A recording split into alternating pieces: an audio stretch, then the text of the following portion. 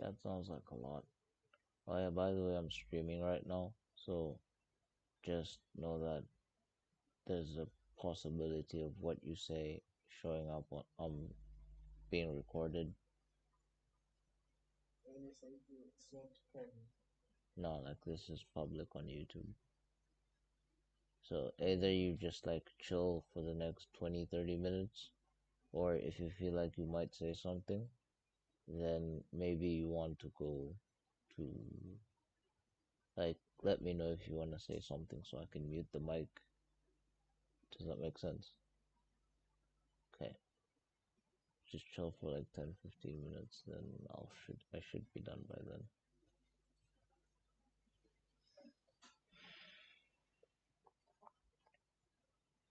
Okay, start in the same place as always. Weekly forecast, economic calendar. Congratulations to PSG on winning the Champions League, even though it was kind of known that the, well, I guess on my part, the results of what that week would be, or that match would be. This was after only watching the second legs, because Inter, yeah, they beat Barca, but they took them sort of like a Herculean effort. Well, where on the other hand, um, PSG professionally dispatched a very good Arsenal side, and it was just that professionalism in the way they dispatched them that told me I don't think Inter's gonna survive. Anyway, FP this week.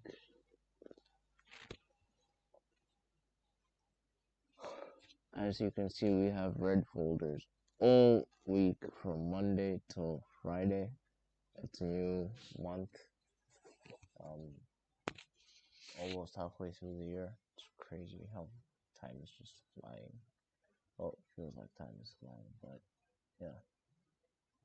This thing says chat rate 1, but nobody sent anything.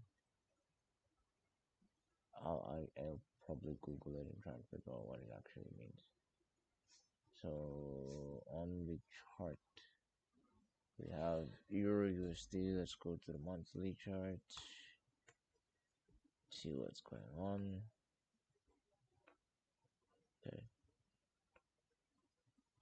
So when we open tomorrow, we'll start a new candle, and that would be a new high in terms of the monthly buy side liquidity. Like, on the one hand, I do want to extend the current high, but just because we formed the new one with the swing high over here, then I'm going to reference the newest one that's been formed. And here we can see that a fair value gap formed somewhere here. I would pull this back a little bit and make it visible on the monthly and weekly only. Why? Because that affects how I'm going to see my analysis. And then this is visible on current interval and below. So these are just small things that you can do to visually help you see where a PD array starts and ends. Guess I don't need to mark this, then could just reuse this over here and then make this visible on this time frame only.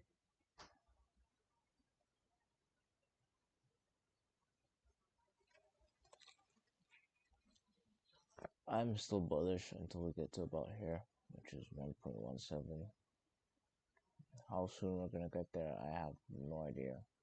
So don't quote me as this is a trade idea. I'm just throwing a prediction out there. Weekly chart. So what do we have in the weekly chart? We have order block that was rejected. Well, fair value gap that was traded through, order block that was rejected. Spot side level. Then we have this order block here, where price closed just above, and then swept lower and then closed back above. This is after trading into the midpoint of this now inverted imbalance. I take this, use it here, put that there. You can see like an inversion, like this thing has been inverted and retraced into here. Like I said, I'm still bullish on this. So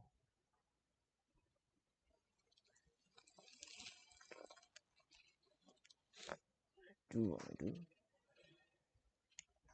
That's not too bad. We formed the new level of.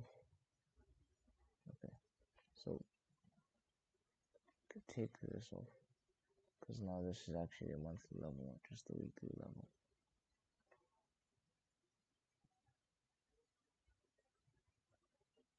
Here's our liquidity level to the downside, liquidity to the upside, and we are somewhere right in the middle of everything. What do I expect to see? Okay, so now that we're looking at this, which is a fair value gap on the monthly, and look at how it just doesn't really overlap with anything on the weekly. So maybe you could say this is an inverted gap and then it overlaps with that, but then that traded into it. I don't know. Basically, this is what we have, and now I'm shifting down to the daily charts so that I can see where we are likely to go next. This was last week. What happened? Price rallied into the order block, well, the convergence of order blocks, and closed above buy side liquidity, which is the equal highs. I'm referencing the equal high, referring to the equal highs right now. And then up here we have two levels of buy side. Sell side was swept and price then closed, confirming this is an order block. The order block was tested. Well, if you ask me, I would say that we are going higher because now we're starting to break old highs. We broke that high there. We broke these equal highs here. Next, it looks like we're probably going to test these two highs over here. If we do get a close above them, then we can expect to continue to run to the previous month's high. If we don't, then there's a chance that we want to, then bearishness would be confirmed by closing below this order block here. So this is what I'm seeing. I'm seeing that we're going to continue higher next week, essentially. Where would I take my entry off of? This is the most recent level of, most nearby level of sell side liquidity is down here. Which is why I'm saying I think it's going to go higher, because unless we close below here, I don't see us coming back for this level of liquidity since we tapped back into this order block here.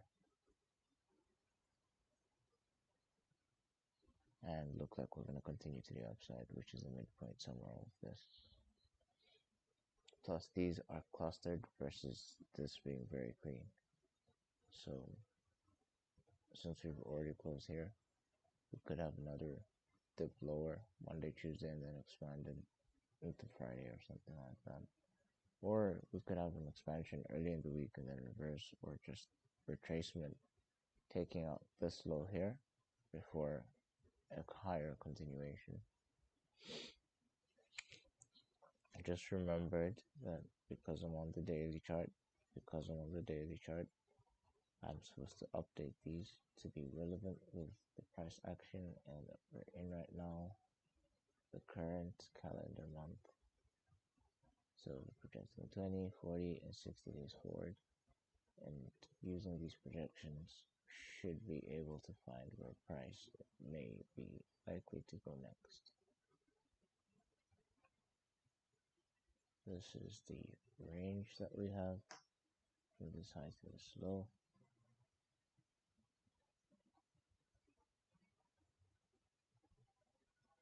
Oh, wrong button.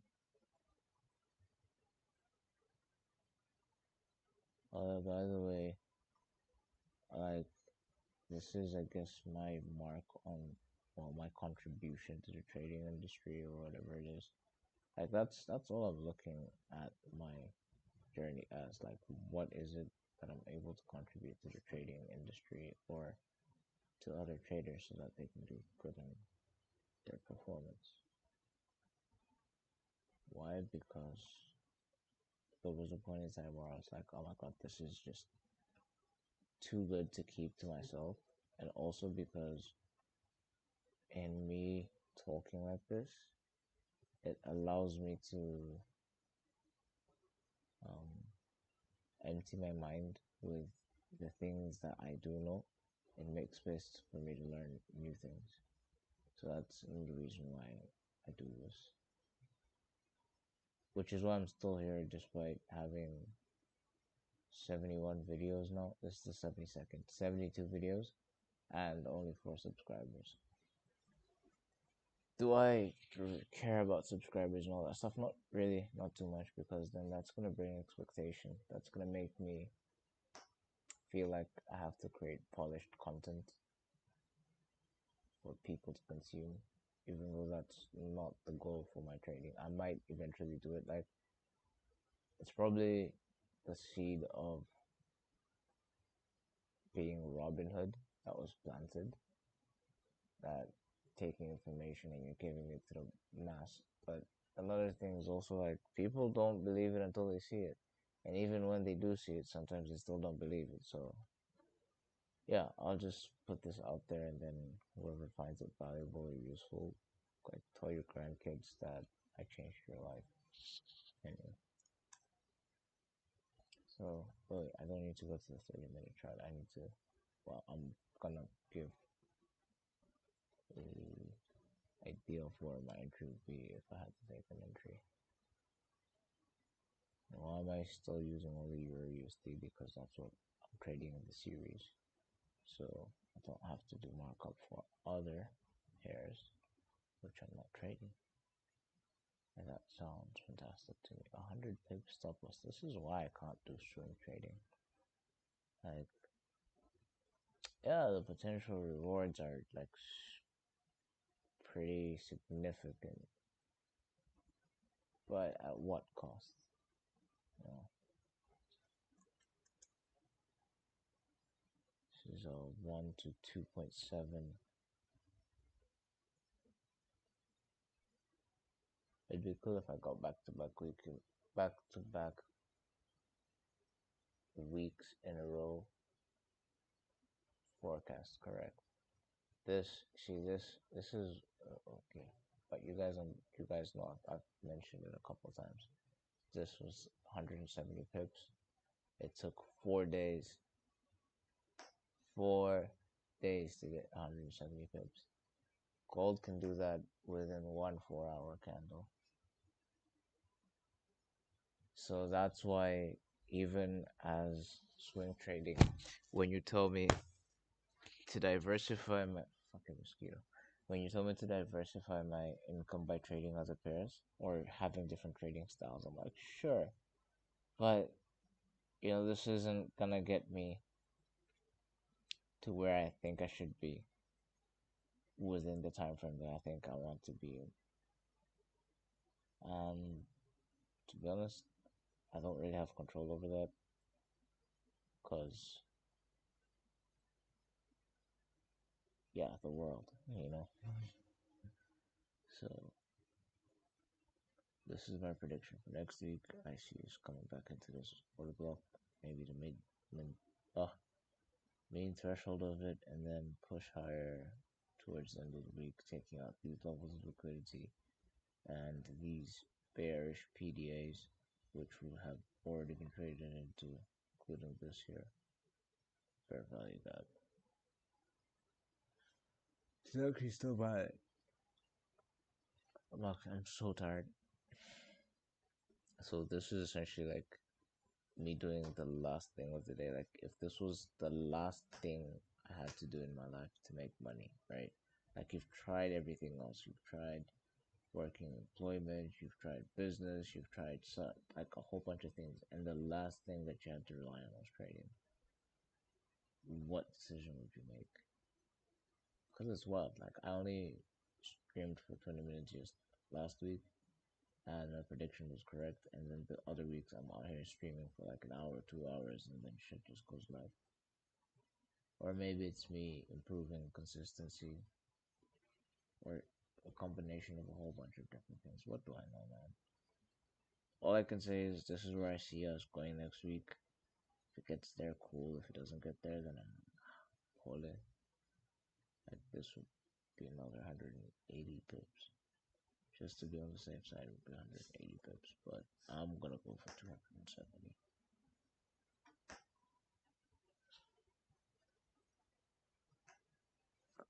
Gentle reminder, this is still not 500 pips in a day.